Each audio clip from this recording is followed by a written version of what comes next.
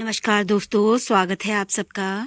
दोस्तों, अगर आपकी मिट्टी अच्छी है और आप पौधे में पानी का ध्यान रखते हो अच्छे से, तो आपकी कटिंग अच्छे से होती है। कटिंग लगाते समय हमें बहुत सारी बातों का ध्यान रखना चाहिए और मैं आपको समय समय पे बताती भी रहती हूँ और मैं आपको बताऊंगी भी कि ये जो कटिंग लगी है किस तरह की मिट्टी में लगाई हुई है, ये कैसे ये कटिंग हुई है। देखो कितनी अच्छी। और दिसंबर के महीने में भी दोस्तों बहुत सारे पौधों की कटिंग लग जाती है। बहुत सारे मतलब यही महीना होता है कि जब हम इन पौधों की कटिंग लगा सकते हैं, क्योंकि कटिंग लगाने के हर पौधे का अलग अलग टाइम होता है। कुछ पौधे तो देखो फरवरी मार्च के टाइम पे ही अच्छे होते हैं, कुछ बरसात में ही अच्छे होते हैं, लेकिन कुछ पौधों को आप अभी नहीं लगाओगे ना तो फिर वो नहीं हो पाते हैं। तो देखो कितनी अच्छी हुई है कटिंग। और इस तरीके से ये कटिंग्स भी है। कटिंग्स तो बहुत सारी लगाई है, पर आज मेरा जो वीडियो है इसी कटिंग्स पे है। तो देखो ये पौधे मुझे मिले हैं गिफ्ट में और ये मुझे दिए हैं दीदी ने। तो कितनी अच्छी कटिंग हुई है, बहुत ही अच्छी। ये देखो ये इस तरीके से सब में कितनी अच्छी जड़ें बन गई हैं, बहुत ही अच्छी जड़ें बनी हुई है, बहुत अच्छी। तो इनमें ना सिर्फ पानी का ध्यान रखा गया है। और अब मैं आपको बताऊं, ये कटिंग सिर्फ मिट्टी में लगाई हुई है। इसमें ना रेत डाला है ना कोई गोबर की खाद डाली है। जो उनकी मतलब गार्डन की मिट्टी थी वो उन्होंने उसमें भरी और इसमें लगा दी। मैंने ये देखा क्योंकि मैंने इसमें शॉर्ट वीडियो भी डाला हुआ है, आप देख सकते हो। मैंने इसमें देखा जब मैं घर लाई, क्योंकि बिल्कुल सूखे हुए थे, मैंने आपको दिखाया भी था। जब मैं घर लाई मैंने इनमें थोड़ा पानी डाला तो देखा जैसे ही मैंने पानी डाला पानी सीधे नीचे आ गया। तो अगर वो पानी डालते भी होंगे तो उतना ही पानी पड़ता होगा जितना पौधे को चाहिए। मिट्टी मतलब मिट्टी में नमी बनती होगी और बाकी सारा पानी नीचे चला जाता होगा ड्रेनेज होल से। तो देखो तब ये कटिंग इतनी अच्छी चल गई है सिर्फ मिट्टी मिट्टी में। और एक बात और भी रही होगी कि ये जो मिट्टी है ना ये बहुत अच्छी भुरभुरी मिट्टी है। बहुत जगह की मिट्टी चिकनी होती है, जैसे आपने नर्सरी की मिट्टी भी देखी होगी कि काफ़ी चिकनी मिट्टी में उनके पौधे लगे रहते हैं और वो कितना भिगा कर भी रखते हैं, कितना पानी डालकर भी रखते हैं। पर उनमें यही होता है कि उनमें उनके जो पॉली बैग में पौधे लगे रहते हैं ना वो बिल्कुल उनमें होल रहते हैं और पानी डालते हैं सीधा पानी नीचे आता है, इसलिए उनके पौधे भी इतने ज़्यादा ख़राब नहीं होते हैं। तो हमें अपने जो पौधे हैं ना उनमें ड्रेनेज होल का अच्छे से ध्यान रखना चाहिए जब हम किसी भी पॉट में पौधे लगाते हैं।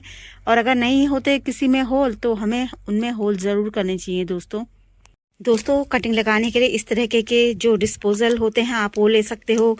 मैं तो अक्सर मेरे पास दही के डब्बे काफ़ी रहते हैं, वो ले सकते हो। और नर्सरी के पॉली बैग जो नर्सरी में पौधे लगे हुए आते हैं आप खरीद कर इस समय ला रहे होंगे, आप उनको भी संभाल कर रख सकते हो कटिंग लगाने के लिए। देखो ऐसे। और यहाँ देखो इनमें कितने सारे होल होते हैं, इसीलिए तो उनके पौधे ख़राब नहीं होते।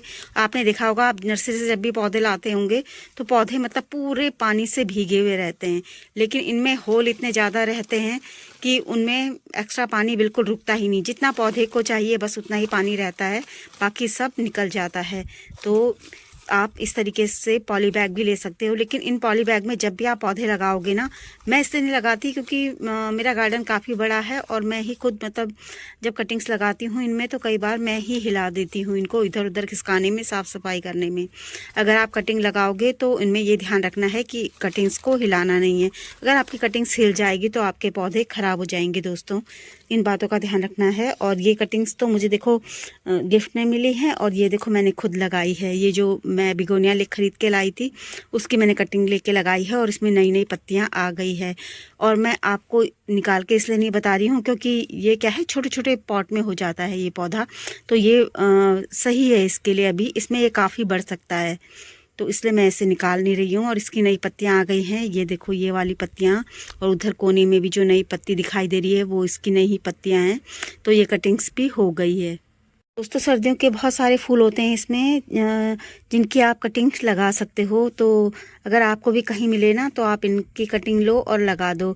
इस टाइम पे इनकी कटिंग काफ़ी अच्छी हो जाएगी क्योंकि इन पौधों के खिलने का मौसम है, इन पौधों का ही टाइम है, तो कोई दिक्कत नहीं होगी। तो चलिए हम मिट्टी बताती हूँ मैं आपको कि मैं कैसी मिट्टी में लगा रही हूँ इन पौधों को, क्योंकि मुझे ये जो पौधा है काफ़ी मतलब नाजुक सा लगता है ये और इम्पैशन। तो इनके लिए मिट्टी भी हम कुछ अलग ही बनाएंगे दोस्तों। यहाँ पे ये मैंने मिट्टी बनाई थी इम्पैसन के लिए, तो ये काफ़ी सारी हो गई थी।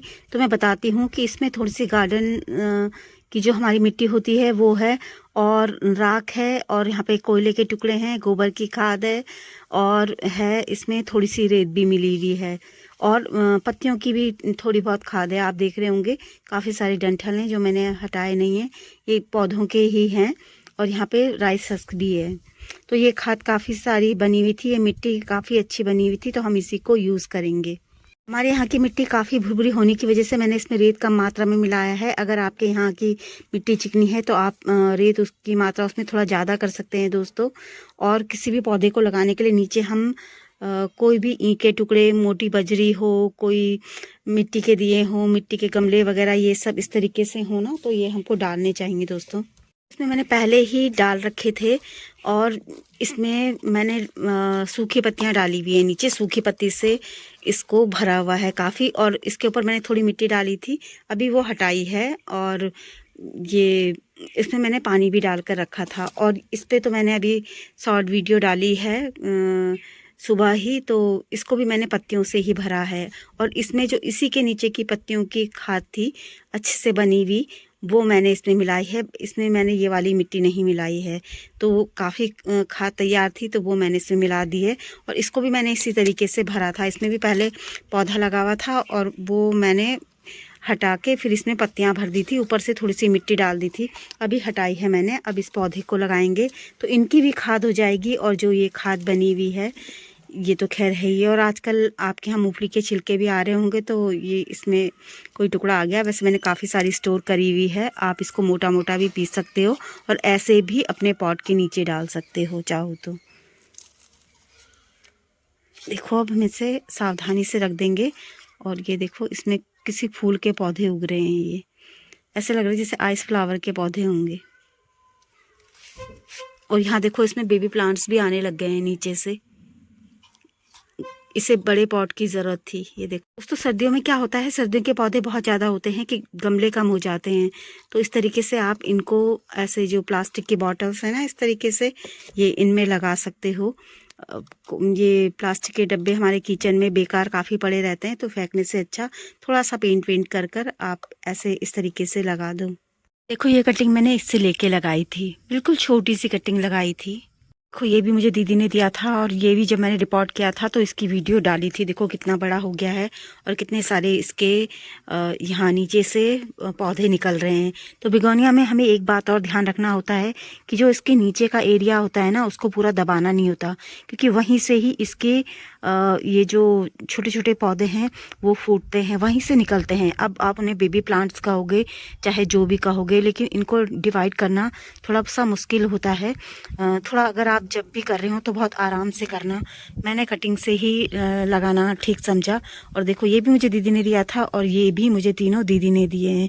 उनके हाथ से बिगोनिया मुझे लगता है कुछ ज़्यादा ही अच्छा हो जाता है। और लगाना तो ये वाइट वाला भी था, बहुत ही सुंदर पौधा होता है ये। अगर आपके चल जाए ना तो पूरे साल ये फूल देता रहता है, और पूरे साल मतलब इसमें फूल खिलते रहते हैं अगर ख़राब ना हो। मेरे पास बिगोनिया कम ही बचता है, 1 साल चलता है और फिर ख़राब हो जाता है। मैंने मतलब अभी तक तो ऐसे ही देखा, मेरी कोशिश रहेगी कि मेरे गार्डन में भी ये बच जाए। देखो आप यहाँ देख सकते हो मेरे बिगोनिया की मिट्टी कैसी है, ये बिल्कुल सूखी हुई है। यहाँ देखो मैंने इसमें पानी नहीं डाला, और पानी मैं जब भी डालती हूँ ना, क्योंकि अब ठंड बहुत ज़्यादा है, कोहरा बहुत ज़्यादा है, तो मैं सुबह के टाइम डालती हूँ पानी, और जितनी ज़रूरत होती है बस उतना ही डालती हूँ। इसमें मैं पाइप से पानी नहीं डालती हूँ, और सकलेंट में भी अब मैं पाइप से पानी नहीं डालती हूँ, क्योंकि कोहरा और ठंड बहुत ज़्यादा हो गया है। और अडेनियम में भी नहीं डाल रही हूँ, अडेनियम में भी बहुत सावधानी से डालती हूँ, जितनी ज़रूरत है अडेनियम को बस उतना ही डालती हूँ। देख सकते हो आप मिट्टी सूखी है, क्योंकि ये सब टकले से हो गए हैं। इस पौधे की मैं एक बात आपको ये बताना चाहती हूँ, जब इसके फूल सूख जाते हैं तो लास्ट में ये इस तरीके से हो जाते हैं। तो आप देख सकते हो कि इनमें मतलब बीज तो नहीं बन रहे हैं क्योंकि मुझे लगता है कि ये इनके बीज ही बनने की तैयारी है। इस तरीके से हो जाते हैं सब, तो ये इस तरीके से मैंने देखा भी था, और मैंने शॉर्ट वीडियो भी डाला था, पर उसमें बीज नहीं बना हुआ था। तो मुझे इसके बीज के बारे में इतना ज़्यादा पता भी नहीं है। वैसे मैं इनको हटा देती हूँ, क्योंकि ये बहुत छोटा पौधा है, तो मैं इनके जो सूखे फूल होते हैं ना, मैं तुरंत हटा देती हूँ। लेकिन मैं इसीलिए नहीं हटा रही हूँ कि हो सकता है ये इनके बीज हों, इनके अंदर मैं देखना चाहती हूँ बीज है कि नहीं। दोस्तों ये वाले पौधे की जड़ बहुत ज़्यादा गहरी नहीं जाती, बहुत ज़्यादा नहीं होती, तो आप इसे छोटे छोटे पॉट में भी लगा सकते हो। छोटे छोटे पॉट में भी अगर आपके यहाँ जगह की कमी है तो छोटे छोटे पॉट में भी ये आराम से हो जाता है। तो ये पौधा मैंने फुल सनलाइट में रखा हुआ है। यहाँ सुबह से शाम तक की पूरी धूप आती है और वैसे ये 2-3 घंटे की धूप मिले तब भी इसमें फूल खिल जाते हैं, लेकिन 2-3 घंटे की धूप तो इसे मिलनी ही चाहिए दोस्तों। और अगर मेरी दी हुई जानकारी आपको थोड़ी भी अच्छी लगी हो दोस्तों, तो प्लीज़ वीडियो को लाइक ज़रूर करें और वीडियो में अंत तक बने रहने के लिए आप सभी का दिल से बहुत बहुत धन्यवाद।